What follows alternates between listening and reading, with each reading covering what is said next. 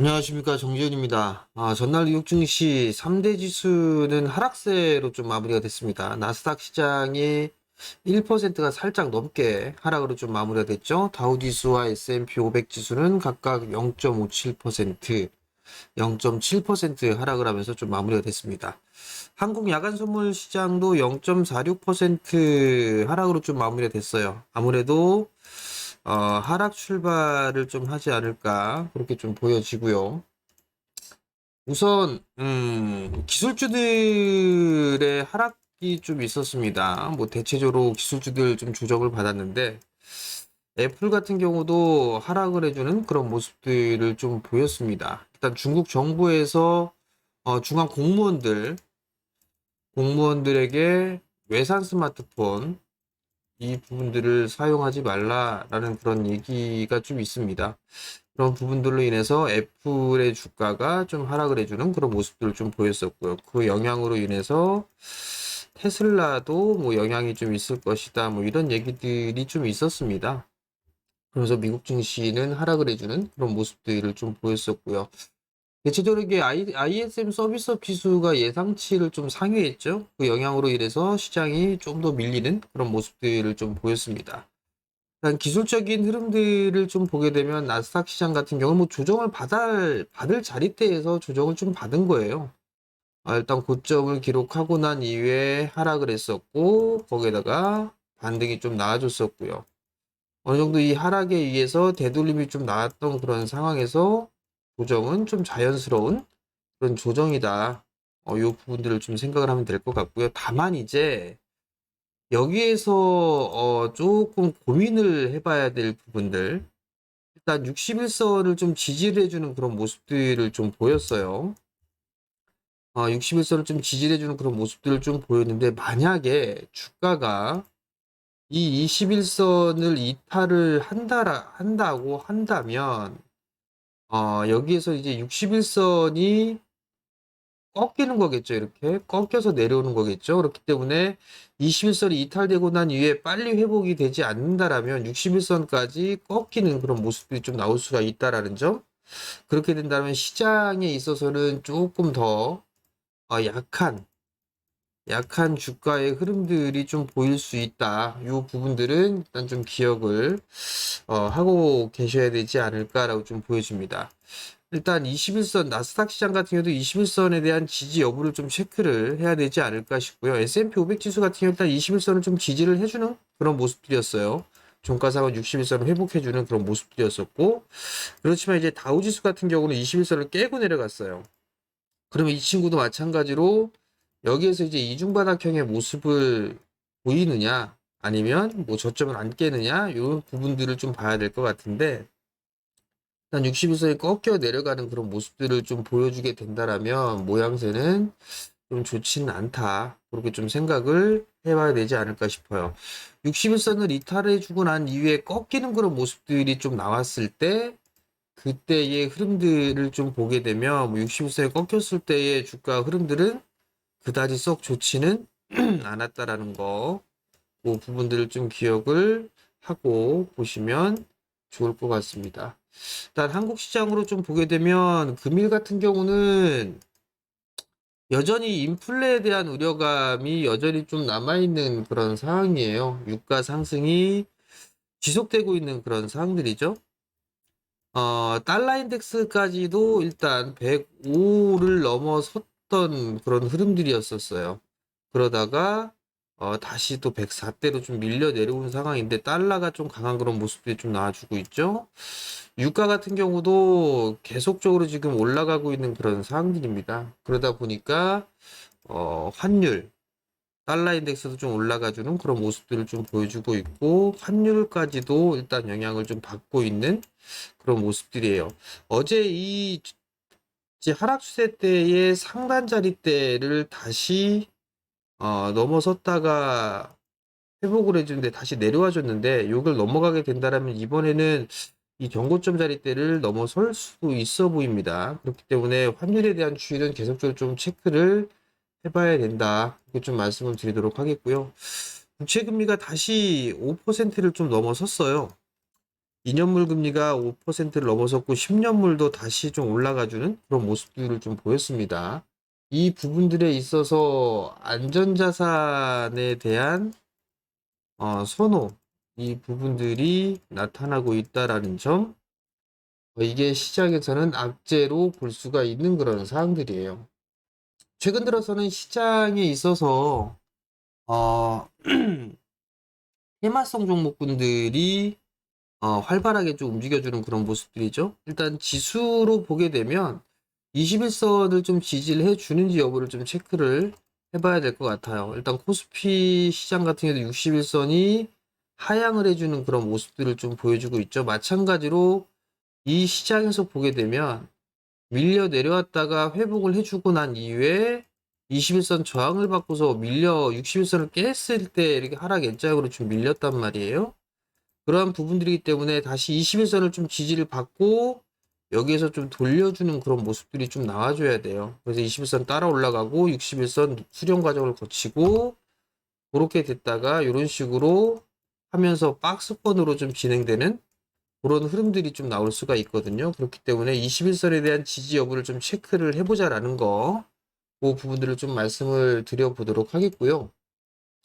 그리고 이제 최근 들어서 이제 종목들을 좀 보게 되면, 테마성의 종목들이 좀 상승을 하고 있는 그런 상황들이에요. 공통적인 부분들을 보게 되면, 실적은 일단 무관합니다. 실적은 무관한 그런 부분들이고, 본질로 움직이는 그런 시장이에요. 여기서 주의해야 될 부분들은 물론 성장에 대한 부분들, 성장을 할 것이다 라는 부분들에 있어서 의심을 할 여지는 없어요. 대표적으로 뭐 인공지능이라든가 로봇 이쪽이겠죠. 인공지능 같은 경우도 인공지능 의료, 반도체 상당히 좀 많습니다. 로봇 쪽 같은 경우도 공정 자동화라든가 서빙 이런 기타 등등 많이 있는 그런 사항들이죠. 성장을 해 나갈 것이다 라는 그런 부분들은 맞지만 실적에 대한 부분들이 그렇게 크지는 않아요. 이 부분들이 일단 리스크다라는 거, 리스크로 다가올 수 있다라는 부분들을 말씀을 좀 드리고 싶고, 이거는 반드시 기술적인 대응을 좀 해야 된다라는 거, 이걸 좀 기억을 하셨으면 좀 좋겠습니다. 대체적으로 좀 보게 되면 그냥 뭐 좋다 하더라 뭐 이런 얘기들을 듣고서 매수를 하시는 투자자분들도 계시겠지만 일단 기술적으로 대응을 해야 될 필요성이 있다라는 점, 그 부분들을 좀 말씀을 좀 드리고 싶고요. 오늘은 외국인 쪽에 있어서의 수급적인 부분들을 좀 계속적으로 체크를 하셔야 됩니다. 일단 전날 같은 경우 선물 매도가 좀 나왔죠. 이거를 연속적으로 좀 나와주는 그런 모습들을 보였었고, 코스닥은 일단 매도에 대한 규모는 그렇게 크진 않아요. 코스피 같은 경우도 어제 매도로 좀 전환됐지만 물량은 좀 크지는 않고요. 뭐 어제 밀렸던 부분들에 있어서는 위클리 만기일 때문에 일단 밀리는 그런 부분들이 있으니까 오늘 좀 반등 시도가 좀 나와주는지 그 부분들을 좀 체크를 해봐야 되지 않을까라고 좀 보여지고요. 다만 이제 올라가더라도 올라갈 폭이 이렇게 크지는 않다라는 거, 그 부분들을 좀 기억을 하시면 좋지 않을까. 그리고 동시만기 이후가 되면 그냥 개인적으로는 이 지금 시장에 있어서의 흐름이 좀 바뀌지 않을까 그렇게 좀 생각을 하고 있거든요. 그렇기 때문에 지금 최근에 올라가고 있는 그런 종목군들이나 이런 부분들에 너무 집중을 하거나 그러기보다는 일단 대응을 해야 된다라는 거, 그 부분을 좀 말씀을 드려보도록 하겠고요. 오늘 뭐 외국인 쪽에 선물 매수, 요 부분들이 좀 유입이 되는지 그 부분을 좀 체크를 해보셨으면 좋겠습니다. 일단 아직까지는 외국인 쪽에 있어서의 매수세는 유지가 되고 있어요. 2023년도 기준으로 10조대의 매수를 좀 해주고 있는 그런 사항들이거든요. 올해 23년도를 들어서 보게 되면 10조대 매수를 해주고 있어요. 한창 매수를 많이 했을 때 13조가 좀 넘었었어요. 13조가 넘어서는 그런 모습들을 좀 보였었거든요. 그러다가 조금 줄어들어서 지금 10조대인데 여전히 좀 매수 기조를 유지를 해 나가고 있다라는 점, 그 부분들이 일단 긍정적으로 좀 보여진다. 그렇게 좀 말씀을 드리도록 하겠고요. 그렇다면 일단 외국인 쪽에 있어서의 매수세가 좀 지속이 된다라고 한다라는 건 외국인 쪽에 있어서의 매수를 해주고 있는 긴 시간 동안에 매수를 해주고 있는 그런 종목분들이 좀 좋을 것 같아요. 단적으로 어제는 외국인 쪽에서 매수를 해주고 있는 그런 종목분들이 빠지진 않는다라고 좀 말씀을 드렸었잖아요. 그죠? 뭐 대표적으로 보게 되면 삼성전자 같은 경우도 외국인 쪽에서 매수를 계속적으로 해주기 때문에 올라가고 있는 그런 모습들을 보여주고 있죠. 반대로 외국인과 기관 쪽의 보유 비중이 꼭지에 있는, 그러니까 최바닥에 있는 그런 기업들도 좀 있어요. 뭐 예를 들면 포스코 홀딩스 같은 부분들이 있죠. 최저치까지 일단 떨어져 있는 그런 상황들인데 여기서 그럼 뭐 외국인 쪽과 기관이 이렇게 매수를 해서 이렇게 올라갈 거다? 이런 부분들을 좀 말씀을 드리는 게 아니고 매수를 하더라도 상당히 오랜 시간 동안 좀 매수를 하잖아요. 매도를 하는 것도 오랜 시간 동안 좀 매도를 하고 그렇기 때문에 이 바닥권역에서 이제 슬슬 만들어가는 슬슬 매수를 해주는 그런 기업들도 한 번쯤은 찾아보는 게 좀 좋을 것 같고 나는 이게 싫다라고 하게 되면 외국인 쪽에 있어서의 매수를 꾸준하게 해주는 그런 종목분들이 상당히 좀 좋다. 그렇게 좀 말씀을 좀 드려보도록 하겠습니다. 일단 삼성 엔지니어링 같은 경우도 계속적으로 좀 매수 비중을 늘렸었죠. 늘렸던 부분들이 있으니까 주가가 그래도 견조한 그런 모습들을 좀 보였었단 말이에요. 어제 같은 경우 보게 되면 뭐 자동차 쪽은 많이 좀 말씀을 드렸을 거예요. 자동차, 현대차, 기아, 현대모비스 뭐 이런 기업들이 좀 매수 기조가 유지가 되고 있죠. 근데 저는 현대차나 기아보다는 현대모비스나 뭐 이런 기업들이 훨씬 더 안정적이지 않을까 그렇게 좀 생각을 하고 있거든요. 뭐 현대위아 마찬가지 근데 등락이 너무 좀 크죠?